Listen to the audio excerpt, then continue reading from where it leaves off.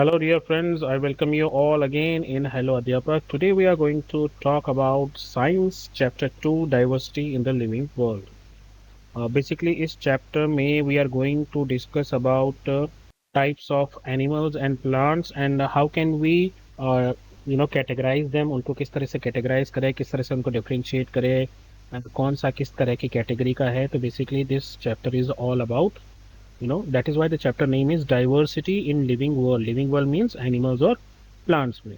तो शुरू में एक छोटी सी कहानी है जिसमें डॉक्टर रघु और मनीराम चाचा को जो है साइंस टीचर जिनका नाम सुलेखा मैडम है उन्होंने बुलाया ताकि वो बच्चों की नेचर वॉक को फैसिलिटेट कर सकें, उसको करवा सकें. डॉक्टर रघु जो है वो एक साइंटिस्ट है जो पास की लेबोरेटरी में काम करते हैं और मनीराम चाचा जो है वो पास की कम्युनिटी के एक बहुत ही एल्डरली पर्सन है.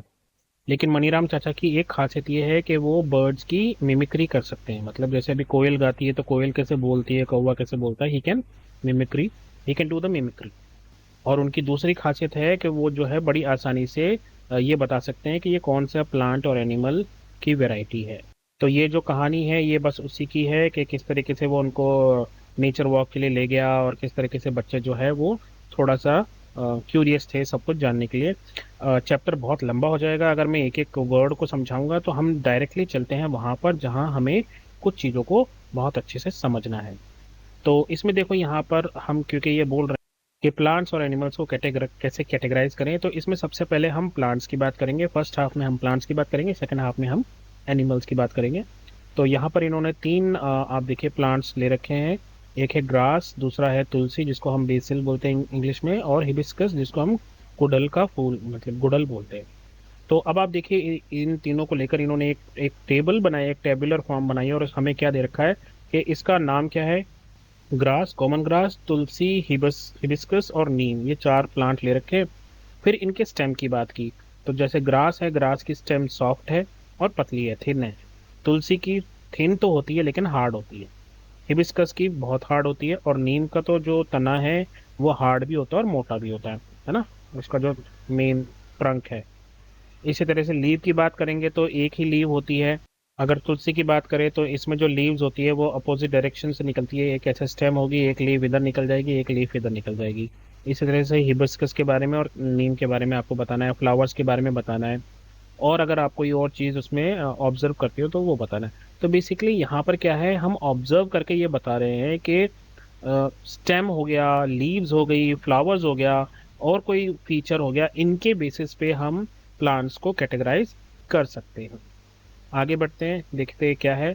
तो वहाँ पर जो कैटेगरी है वो कई तरह की कैटेगरी से हम उसको बांट सकते हैं. जैसे कोई पेड़ टॉल है या ट्री टॉल है, या कोई प्लांट टॉल है या शॉर्ट है, हार्ड है या सॉफ्ट स्टेम वाला है, उसकी लीव्स कैसी हैं, उनकी शेप कैसी है, शेप लीव के अंदर जो उसकी जो वेन्स चलती हैं उनकी अरेंजमेंट कैसी है, ब्रांचेस कैसी हैं, फ्लावर्स है या नहीं है, अगर है तो कौन से कलर के हैं, शेप के हैं, सेंट के हैं.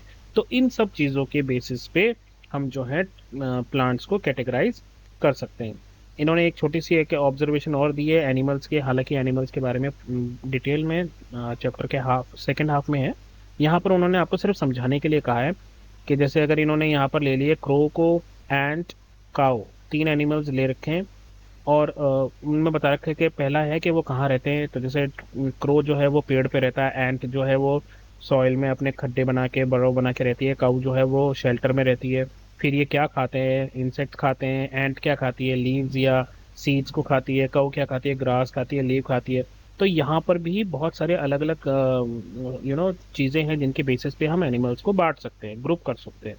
तो पहले वो कहाँ रहते हैं, वो क्या खाते हैं, वो किस तरह से चलते हैं, उड़ते हैं या चलते हैं, किस चीज़ से उड़ते हैं या चलते हैं, उड़ने के लिए उनके पास पंख हैं या वो क्या कहते हैं पानी में तैरने वाली मछलियां हैं. तो इस तरह से बहुत सारी अलग अलग चीज़ें हैं जिनके बेसिस पे हम एनिमल्स को भी कैटेगराइज कर सकते हैं. मैं थोड़ा जल्दी इसलिए चल रहा हूँ क्योंकि चैप्टर बहुत लंबा है और वीडियो लंबा हो जाएगा, तो आपका टाइम बचाने के लिए थोड़ा जल्दी करना पड़ता है. अब यहाँ एक इंपॉर्टेंट चीज़ है, the variety of plants and animals found in a particular region contributes to the biodiversity. किसी भी जगह की जो बायोडाइवर्सिटी होती है वो डिपेंड करती है कि उस एरिया में, उस रीजन में जो प्लांट्स और एनिमल्स हैं वो कौन है और कैसे हैं. तो बेसिकली बायोडाइवर्सिटी क्या होता है, लिविंग ऑर्गेनिज्म की variety, variety of living organism जो किसी एनवायरनमेंट में किसी जगह पर रहती है उसको बोलते हैं बायोडाइवर्सिटी। तो biodiversity is actually variety of living organisms in an environment. जो भी इंपॉर्टेंट चीज़ें होंगी उनके बारे में मैं थोड़ा डिटेल में डिस्कशन करूंगा और बाकी का चैप्टर में जो है जल्दी जल्दी आपको समझाऊंगा। अब हम आते हैं मेन मुद्दे पे, how to group plants and animals. किस तरीके से हम एनिमल्स और प्लांट्स को ग्रुप करेंगे। ये कुछ कुछ ऐसा ही है जैसे आपके बैग में बहुत सारी नोटबुक्स और बुक्स हैं, तो आप उनको किस तरीके से लगाओगे। आप हो सकता है कि जिनका शेप और साइज सेम है उनको एक जगह रखो, या सिर्फ बुक्स एक जगह रखो, नोटबुक्स एक जगह रखो, या हो सकता है आपकी जो फेवरेट है उनको आप अलग रखो, या जो सब्जेक्ट्स आपको पसंद है उनको अलग रखो और बाकी अलग रखो। तो इट डिपेंड्स, ये हमारे पर्सनल चॉइस पे डिपेंड करता है कि हम किस तरह से उस चीज़ को ग्रुप करना चाहते हैं। तो जैसे अगर प्लांट्स की बात करें तो यहाँ पर जो ग्रुपिंग की जो कुछ क्राइटेरिया हो सकते हैं वो क्या क्या है, जैसे प्रेजेंस और एब्सेंस, फ्लावर है या नहीं है, एक ये तरीका हो सकता है कैटेगराइज करने का। उसके बाद स्टेम जो है वो हार्ड है या सॉफ्ट है, ये तरीका हो सकता है। एनिमल्स की बात करें तो उनकी ईटिंग हैबिट्स के, वो हर्बीवोर्स हैं या कार्निवोर्स हैं, वो फ्लैश खाते हैं या वो दोनों चीज़ें खाते हैं, और प्लेस दे लिव, कहाँ पर वो एनिमल्स रहते हैं। तो इन सब बहुत सारे क्राइटेरिया है जिनके बेसिस पे हम ग्रुपिंग कर सकते हैं। अब जो सबसे बड़ा और पहले इंपॉर्टेंट चीज़ आती है वो ये है कि हाउ टू ग्रुप प्लांट्स। हम सबको पता है जो प्लांट्स है वो वेरिएशन दिखाते हैं, किसी की स्टेम अलग है, किसी की लीव्स अलग है, किसी के फ्लावर्स अलग हैं, और भी बहुत सारे तरीके होते हैं। अब अगर स्टेम की बात करें तो स्टेम, किसी की मोटी स्टेम है, किसी की हाइट बड़ी है, किसी की स्टेम थिक है, हार्ड है, किसी की एकदम सॉफ्ट है, किसी की लीव्स जो हैं उसकी शेप अलग है, कहीं कलर अलग है, कहीं साइज अलग है, कहीं अरेंजमेंट में भी डिफरेंस है। तो इस तरीके से देर आर वेरियस क्राइटेरियाज। जैसे यहाँ पर इन्होंने तीन प्लांट्स की एग्जाम्पल लेकर आपको समझाने की कोशिश की है, मैंगो, रोज और टोमेटो। अच्छा, ये टोमेटो, टोमेटो नहीं है, tomato, tomato, tomato, tomato. Mango, mango जो है अगर हम बात करें कि ये छोटा पेड़ है या ऊंचा पेड़ है, टॉल है, तो ये टॉल है। अच्छा, इसका जो स्टेम है वो ब्राउन है, ग्रीन है, तो ब्राउन कलर का मिलता है मैंगो का स्टेम। और ये हार्ड होता है और ये मोटा होता है, थिक होता है। वहीं अगर हम रोज़ की बात करें तो रोज़ जो है मीडियम हाइट का होता है, इसकी जो स्टेम है वो भी ब्राउन होती है, हार्ड होती है, लेकिन थोड़ी सी पतली होती है। टोमेटो की बात अगर हम करें तो ये छोटू राम है, छोटू राम। और इसकी जो स्टेम है वो ग्रीन कलर की होती है, बहुत ही सॉफ्ट सी होती है, टेंडर का मतलब सॉफ्ट होता है, और थिन होती है। तो बेसिकली आपकी ये जो तीन है, ये है लंबू, ये है छोटू, और ये है टिंगू। तो लंबू, छोटू और टिंकू, ये तीन तरह के प्लांट हैं। इसके बाद अगर हम बात करें और किस तरीके से हम इसको कैटेगराइज कर सकते हैं तो ब्रांचेस की बात कर सकते हैं। ठीक है, तो ब्रांचेस जो है वो कहाँ है, क्या वो ग्राउंड के एकदम पास है? नहीं, मैंगो ट्री को तो जब आप बनाएंगे तो इसकी ब्रांचेस भी यहाँ से स्टार्ट होगी, राइट, ऊपर से स्टार्ट होगी। लेकिन रोज और टमाटो की जो ब्रांचेस हैं वो ग्राउंड के पास से ही स्टार्ट होती हैं, इसकी ऊंचाई से स्टार्ट होती है। नेम ऑफ प्लांट ग्रुप, ये ट्री कहलाता है, ये श्रब कहलाता है, ये हर्ब कहलाता है। तो बेसिकली अब हम पहुंचे हैं हमारे पहले main topic, second main topic की तरफ। पहला था बायोडाइवर्सिटी क्या होता है, अब ये है कि हम जो है प्लांट्स को कैटेगराइज करते हैं तीन मेन कैटेगरीज में, जिनमें से पहला है ट्री, दूसरा है श्रब, और तीसरा है हर्ब। तो ऐसे प्लांट्स जो बहुत ऊंचे होते हैं, उनकी जो स्टेम है वो हार्ड होती है, थिक होती है, ब्राउन कलर की होती है, लकड़ी जैसी दिखती है, ग्रीन कलर की नहीं होती है, और इनकी ब्रांचेस जो है वो ऊंचाई से स्टार्ट होती है, वो एकदम जमीन से स्टार्ट नहीं होती। ऐसे प्लांट्स को हम कहते हैं ट्रीज। फॉर एग्जाम्पल ये रहा आपका ट्री, एक एक एग्जाम्पल उन्होंने दे रखे मैंगो ट्री। उसके बाद अगर हम श्रब की बात करें, और हम तो ये आपका श्रब है, ये आपका हर्ब है। तो श्रब क्या होता है, ऐसे प्लांट्स जो बहुत ज़्यादा ऊंचे नहीं होते, they are not tall trees.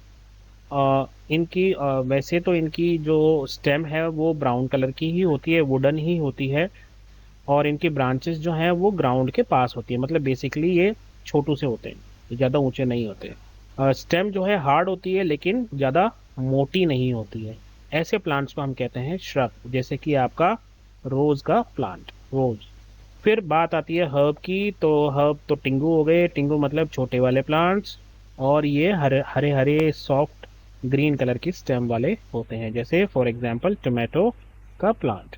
इसके अलावा दो चीजें और हैं, क्लाइंबर्स और क्रीपर्स। अब इनको देखो ये क्या होता है। क्लाइंबर्स का मतलब जो क्लाइंब करे, क्लाइंब मतलब जो चढ़े। ऐसे प्लांट्स जिनकी स्टेम बहुत ही ज़्यादा वीक होती है और जिनको सपोर्ट चाहिए होता है ऊपर चढ़ने के लिए।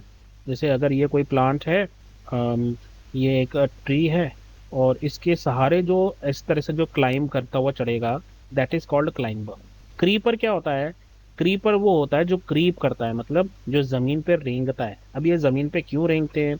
इनकी भी स्टेम जो है बहुत ही ज्यादा वीक होती है, और अधिकतर जो क्रीपर्स होते हैं उनके पास बड़े बड़े फल होते हैं। अब एक तो वैसे ही ये बेचारे अगर कोशिश भी करते होंगे कि हम चलो हम क्लाइंबर बन जाएं और किसी की मदद से ऊपर चढ़ जाएं, तो इनके जो बड़े बड़े फ्रूट्स होते हैं वो बोलते हैं कि तुम हमारा वजन उठा लोगे क्या।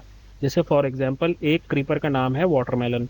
अब वाटरमेलन इतने बड़े बड़े होते हैं कि अगर क्रीपर क्लाइंबर बनने की सोचे और ये सोचे कि मैं किसी की सपोर्ट लेके ऊपर चढ़ जाऊं, तो वो ऊपर चढ़ के क्या उनको इतने बड़े बड़े वाटरमेलन का बोझ उठा पाएगा? नहीं। इसलिए वो क्रीपर बन के जमीन पर रेंगना पसंद करते हैं।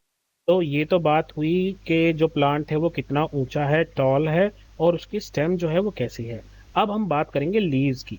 तो आप देखो लीव्स जो है अलग अलग प्लांट्स में अलग अलग शेप्स की होती है। और इसमें आप ये नसें से देख रहे हो ना, वेन्स, इनको वेन्स ही कहा जाता है। जैसे आपके शरीर में बहुत सारी वेन्स हैं, इसी तरीके से आप देखो ये जो है ये भी वेन है, राइट? ये इस तरीके से जो चल रहा है। अब ये वेन जो है दो तरह के होते हैं। एक को बोलते हैं हम, अच्छा पहले तो ये समझ लीजिए कि ये जो पैटर्न है इसको बोलते हैं विनेशन। वेन्स के पैटर्न को विनेशन कहते हैं। अब विनेशन जो है वो दो तरह की होती है, एक हो गया रेटिकुलेट विनेशन और एक हो गया पैरेलल विनेशन। रेटिकुलेट क्या हो गया? एक तो मेन वेन होती है और बाकी वेन्स उसमें से निकलती रहती हैं इस तरीके से, ये रेटिकुलेट हो गया।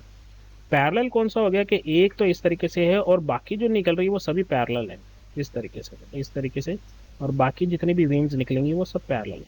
तो ये पैरेलल विनेशन हो गया और ये रेटिकुलेट विनेशन हो गया। तो आपको समझ में आ गया आप कि जो रेटिकुलेट विनेशन है उसमें नेट के जैसा स्ट्रक्चर बन रहा है वेन्स का, और पैरेलल विनेशन में जो है उसमें आपकी वेन्स जो है वो पैरेलल चल रही हैं, ये पैरेलल चल रही है, ये कभी आपस में मिलेंगी नहीं। पैरेलल लाइंस क्या होती हैं? जो कभी मिलती नहीं है। आगे बढ़ते हैं। अब आ गए हम रूट्स के ऊपर। अब रूट्स की बात करते हैं। अब रूट्स जो है वो मेनली आपके इसमें अभी दो तरह की दे रखी है, एक है टैप रूट और दूसरी है फाइब्रस रूट। अब इनमें क्या फर्क है देखिए। एक टैप रूट वो होती है जिसमें एक मेन रूट होती है और फिर उसके बाद उसमें से बहुत सारी छोटी छोटी रूट्स निकलती रहती, ये हो गया टैप रूट। जैसे आपका कैरेट प्लांट हो गया। और फाइब्रस रूट क्या होती है? ये ऐसा होता है जैसे किसी की दाढ़ी है, आप यहाँ पर कोई एक फेस बना लो, और फेस बना के और बाबा जी बना दो, बाबा जी की जो दाढ़ी है वो फाइब्रस तरह से हो गई। तो फाइब्रस रूट में कोई भी रूट जो है मेन रूट नहीं होती है, सब एक साथ एक ही जगह से निकलती हुई रूट्स होती। तो ये दो तरह के रूट्स हो गए। अब जब आप बहुत सारे प्लांट्स को ऑब्जर्व करोगे तो आपको एक बहुत ही इंटरेस्टिंग पैटर्न नजर आएगा। वो पैटर्न ये है, जैसे एक प्लांट है सदाबहार प्लांट, उसका जो रूट है वो टैप रूट है और उसके जो विनेशन है वो रेटिकुलेट विनेशन है। ठीक है? मतलब टैप रूट और रेटिकुलेट विनेशन। टैप रूट मतलब ये वाला रूट, एक मेन रूट और बाकी सारे रूट्स उसमें से निकल रहे हैं। रेटिकुलेट विनेशन का मतलब ये हो गया एक मेन वेन और फिर बाकी की जो वेन्स है वो उसमें से निकल रही है। तो आपको पैटर्न दिखाई दे रहा है, ये दोनों लगभग एक जैसे ही हैं। और दूसरी जगह जो आपको देखना है वो ये है कि जहां पर पैरेलल विनेशन होता है वहां पर जो रूट्स हैं वो फाइब्रस है। तो पैटर्न ये है, टैप रूट जिसके पास है उसकी विनेशन रेटिकुलेट विनेशन होगी, और जहां पर फाइब्रस रूट है वहां पर पैरेलल विनेशन। जैसे इन्होंने एग्जांपल दिए रखी है कि जो चिकपी है उसकी, चिकपी मतलब चना होता है, तो उसकी एग्जांपल इन्होंने दे रखी है कि उसके पास टैप रूट्स होती हैं और विनेशन जो है वो रेटिकुलेट विनेशन है। और वीट एक एग्जांपल है जिसकी फाइब्रस रूट होती है और उसकी विनेशन जो है वो पैरेलल विनेशन होती है लीव्स में, उसकी नसें जो है लीव्स में जो हमें नसें दिखाई देती हैं वो पैरेलल होती है। इसके अलावा एक चीज और जो डिस्कस करनी है वो ये है कि जो सीड्स हैं, सीड्स के बेस पे भी हम प्लांट्स को कैटेगराइज कर सकते हैं। ठीक है? तो जैसे यहाँ पर ये चिकपी है, ये चने का एक सीड है, और ये मेज का सीड। अब इसमें देखो, यहाँ पर चने के जो ये जो सीड है इसमें दो हिस्से हो रखे हैं, ठीक है। और इन दोनों हिस्सों को, दोनों पार्ट्स को कॉटिलिडन बोला जाता है, कॉटिलिडन। और ये मेज है, इसमें एक ही कॉटिलिडन है। इसमें दो हिस्से, ये रहा कॉटिलिडन एक, ये रहा कॉटिलिडन दो, इसमें एक ही कॉटिलिडन है। ऐसे प्लांट्स जिनके सीड्स में दो कॉटिलिडन होते हैं उनको बोलते हैं डाइकॉटिलिडन्स, या कभी कभी इनको सिंपली डाइकॉट्स भी बोला जाता है। डाई का मतलब होता है दो, डाई का मतलब होता है दो, और मोनो का मतलब होता है one. Mono means one, di means two, tri means three, है ना। ट्राइंगल, ट्राइंगल तो तीन एंगल वाला, इसी तरह होता है मोनो, डाई, ट्राई। तो डाइकॉट्स कौन से हो गए? डाइकॉट्स वो हो गए जिसमें दो कॉटिलिडन है। कॉटिलिडन मतलब आपके सीड के दो हिस्से हो गए, ठीक।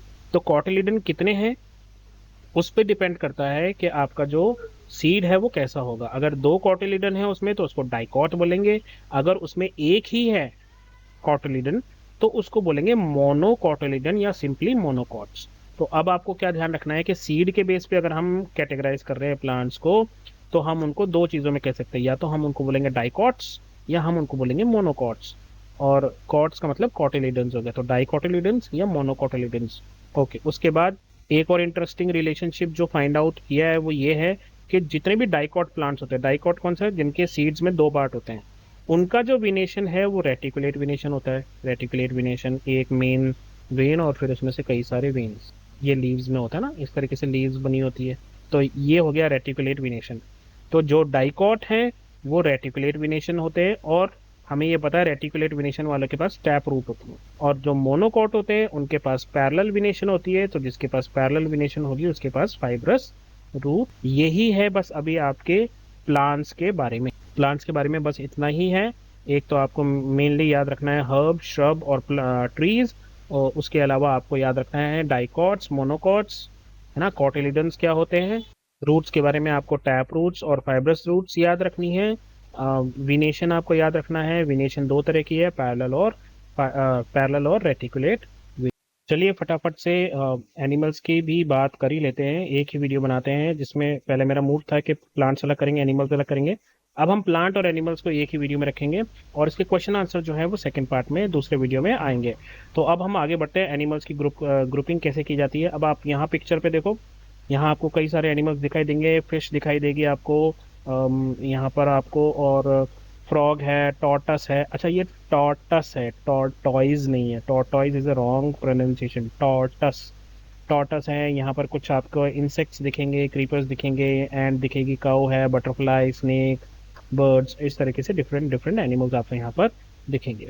तो यहाँ पर इन्होंने क्या कैसे कैटेगराइज किया है, यहाँ एनिमल्स के नेम दे दिया और यहाँ पर दिया है टाइप ऑफ मूवमेंट कि वो किस तरह से चल रहे हैं। जैसे एंट जो है वो क्रॉल करती है, गोट चलती है, जंप करती है, पीजन फ्लाई करता है।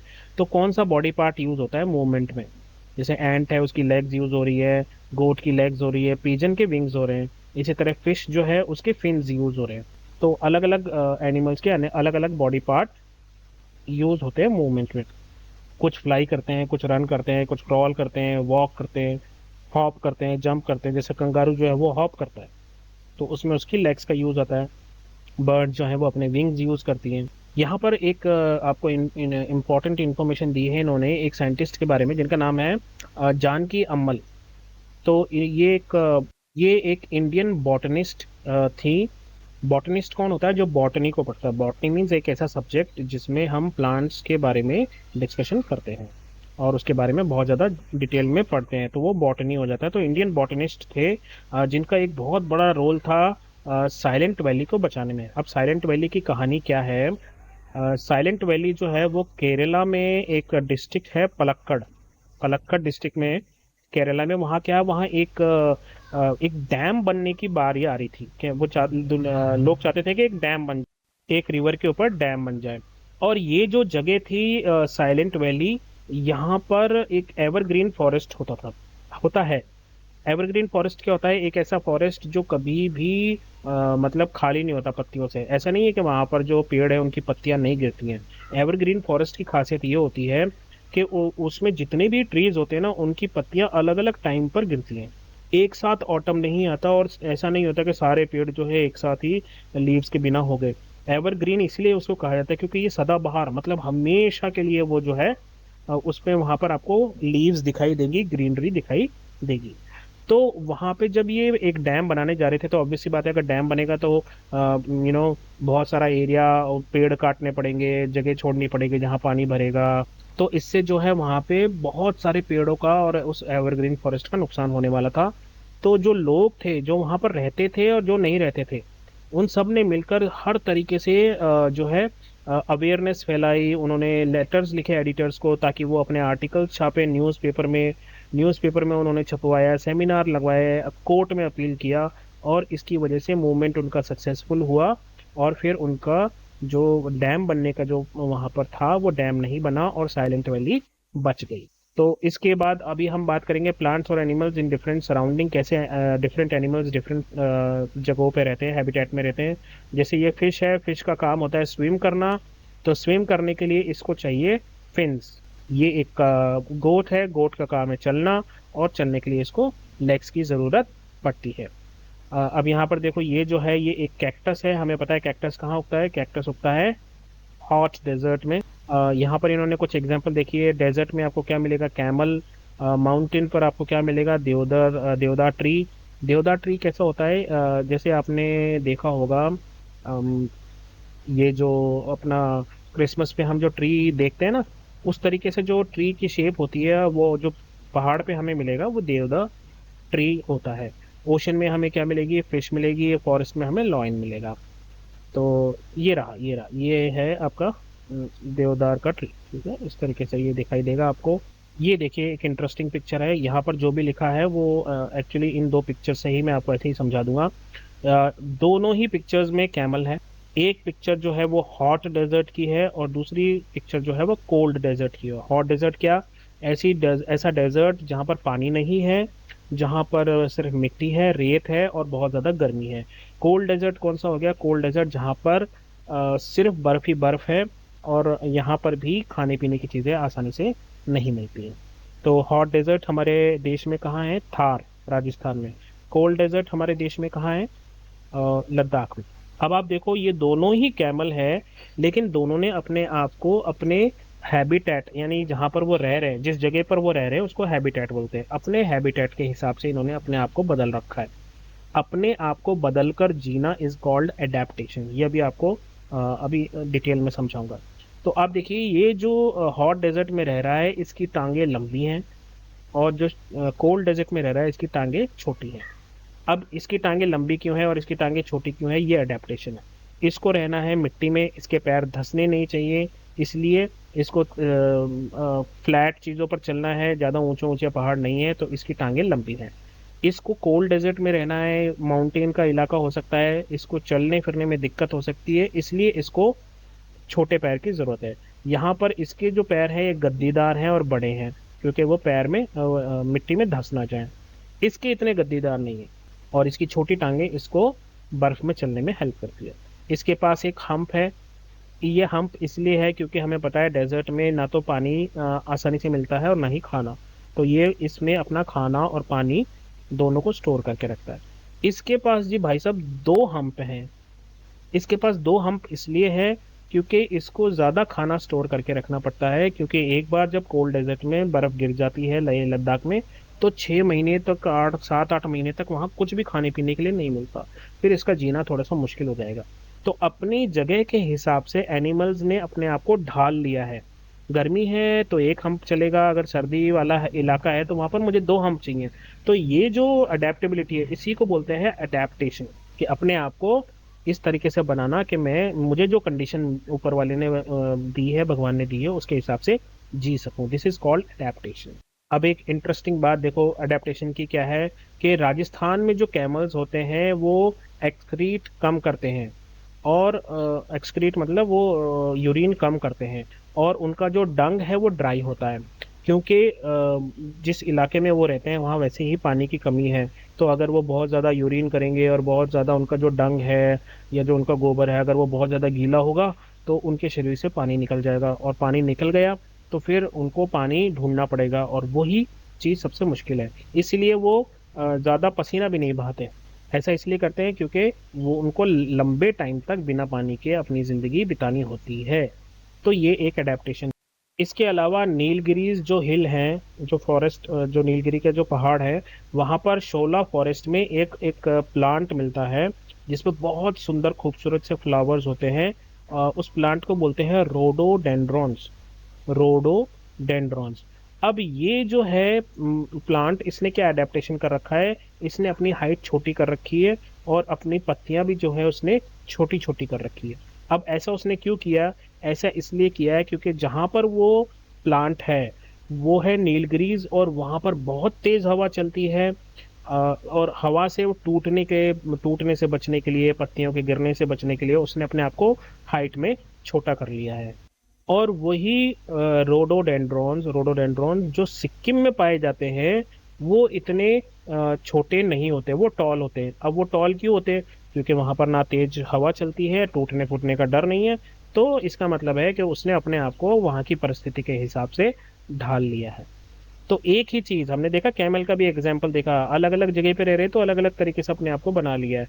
रोडोडेंड्रॉन्स अलग अलग जगह पे रह रहे हैं तो उन्होंने अपने आप को अलग अलग जगह के हिसाब से ढाल लिया है। तो इसी तरह से एक प्लांट जो है वो अलग अलग तरीके के फीचर्स अपना सकता है ताकि वो सरवाइव कर सके उन कंडीशन में जहां पर वो रह रहा है। और वेल्स और फिश का तो हमें मालूम ही है, उनकी बॉडी जो है वो स्ट्रीमलाइंड होती है। स्ट्रीमलाइंड का मतलब इस तरीके से होती है उनकी बॉडी। ये स्ट्रीमलाइंड है। ये स्ट्रीमलाइंड क्यों है? स्ट्रीमलाइंड का मतलब है कि ये आगे से जो है इस तरीके से, मेरी ड्राइंग पे मत जाना, मेरी ड्राइंग थोड़ी सी ऐसी ही है। बना फिश रहा था, बन गया जेट प्लेन, पर कोई बात नहीं। तो ये जो है ये स्ट्रीमलाइंड होती है। जेट भी जो है स्ट्रीमलाइंड ही होते हैं बेसिकली। इनकी शेप ऐसी होती है जेट की इसलिए ताकि वो हवा को आसानी से चीर के आगे बढ़ सके, ज़्यादा रुकावट नहीं आए। अगर हम एरोप्लेन को इस तरह से बना देंगे तो कितनी ज़्यादा हवा रोकेगा ये, है ना? तो ये स्ट्रीमलाइंड नहीं है। तो फिश को भी स्ट्रीमलाइंड होना पड़ता है ताकि वो आसानी से पानी में तैर सके। ये उनकी अडेप्टेबिलिटी है, इसको उसकी अडेप्टेशन कहते हैं। ये आ गया आपका वर्ड अडेप्टेशन। तो हम ऑलरेडी समझ चुके हैं अडेप्टेशन क्या है। अपने स्पेशल फीचर्स बनाना ताकि हम अपने सराउंडिंग के हिसाब से जी सकें, इट इज़ कॉल्ड अडेप्टेशन। और हैबिटेट क्या है? वो जगह जहाँ पर एनिमल और प्लांट रहते हैं, that is called its habitat. कौन कौन से हैबिटेट हो सकते हैं? ओशन हो सकता है, कोल्ड डेजर्ट हो सकता है, माउंटेन्स हो सकते हैं, अलग अलग तरह के कई। और जब ये सब मिलकर एक चीज बनाते हैं that is called biodiversity. Salim Ali के बारे में भी पढ़ लेते। तो सलीम अली जो है ये बर्ड मैन ऑफ इंडिया कहलाते हैं। जैसे मिसाइल मैन ऑफ इंडिया कौन है? मिसाइल मैन ऑफ इंडिया है डॉक्टर APJ अब्दुल कलाम। इसी तरीके से सलीम अली जो है वो बर्ड मैन ऑफ इंडिया है। इन्होंने क्या किया है? इन्होंने एक लिस्ट बनाई है। उन्होंने काफ़ी ऑब्जर्व किया है बर्ड्स को क्लोजली और एक लिस्ट बनाई है उन सभी बर्ड्स की, उनका डॉक्यूमेंटेशन किया है, डॉक्यूमेंट बनाए हैं ताकि ये पता कर सके कि उनका जो ट्रैवल रूट क्या है और उनके हैबिटेट्स क्या है। तो उन्होंने ये पाया है कि जो राजस्थान में भरतपुर में जो केवलादेव नेशनल पार्क है, जिसे हम बर्ड सेंचुरी भी कहते हैं राजस्थान में, और रंगाथिट्टू बर्ड सेंचुरी जो कर्नाटका में है, वहाँ पर बहुत सारे डिफरेंट टाइप्स के बर्ड्स आपको देखने को मिल जाएंगे। इन दोनों की जगहों का नाम ही बर्ड सेंचुरी है। और उन्होंने लगभग 10 बुक्स लिखी हैं बर्ड्स के ऊपर, जो कि इंडियन सब कॉन्टिनेंट में पाई जाती है। इंडियन सब कॉन्टिनेंट का मतलब है इंडिया, पाकिस्तान, नेपाल, ये जितनी भी साउथ एशियन कंट्रीज हैं ना, इनको मिलाकर एक सब कॉन्टिनेंट कहा जाता है, इंडियन सब कॉन्टिनेंट। तो अब हम एनिमल्स को कैसे ग्रुप कर सकते हैं? एक तरीका तो ये हो सकता है कि जो लैंड पर रहते हैं एनिमल्स उनको, और जो पानी में रहते हैं एनिमल्स उनको अलग अलग ग्रुप कर दिया जाए। तो ऐसे प्लांट्स और एनिमल्स जो जमीन पर रहते हैं, लैंड पर रहते हैं, they are called terrestrial habitats. मतलब टेरेस्ट्रियल हैबिटेट कहा जाता है उन लोगों का, उन एनिमल्स का, प्लांट्स का घर जो जमीन पर रहते हैं। टेरेस्ट्रियल हैबिटेट्स में क्या क्या आ सकता है? फॉरेस्ट आ सकता है, डेजर्ट आ सकता है, ग्रासलैंड, माउंटेन्स, ये सब आपका टेरेस्ट्रियल है। एक्वेटिक हैबिटेट क्या हो गया? एक्वेटिक का मतलब पानी वाला हैबिटेट। जैसे आपका पॉन्ड्स हो गई, लेक्स हो गई, रिवर्स हो गई, ओशियंस हो गए, ये एक्वेटिक हैबिटेट है। ऐसे एनिमल्स जैसे कि फ्रॉग हो गया, जो पानी में भी रह सकते हैं और लैंड पर भी, दे आर कॉल्ड एम्फीबियंस। जो एनिमल लैंड पे रहते हैं they are called terrestrial animals. जो एनिमल वाटर में रहते हैं they are called aquatic animals. और जो दोनों में रह सकते हैं दे आर कॉल्ड एम्फीबियंस, ये दोनों में रह सकते हैं। एक और एनिमल जो एम्फीबियन कहलाता है वो है crocodile, right. It can survive both in water and as well as on land. एक वक्त था कि बंगाल टाइगर, चीता और ग्रेट इंडियन बस्टर्ड, जो ये तीनों यहाँ पर आपको दे रखे हैं, ये तीनों पिक्चर्स में दिखा रखे हैं आपको, ये ग्रेट इंडियन बस्टर्ड है। इनके जो नंबर है, इनकी जो जनसंख्या है, पॉपुलेशन है, वो बहुत तेजी से घट गई थी। और उसका मेन कारण था इंसान, क्योंकि इंसान जो है डैम बना रहा था, घर बना रहा था, बिल्डिंग्स बना रहा था, तो जंगल काटता गया, प्लस शिकार करता गया, तो इसकी वजह से इन तीनों की जो पॉपुलेशन है बहुत घट गई थी। तो फिर इनकी पॉपुलेशन वापस बढ़ाने के लिए एक प्रोजेक्ट टाइगर शुरू किया गया था 1973 में।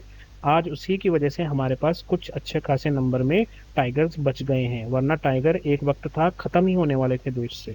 इसी तरह से चीता रीइंट्रोडक्शन प्रोजेक्ट स्टार्ट किया गया था 2022 में, ताकि हम चीता को किसी तरीके से वापस अपने देश में उनकी संख्या को बढ़ा सके।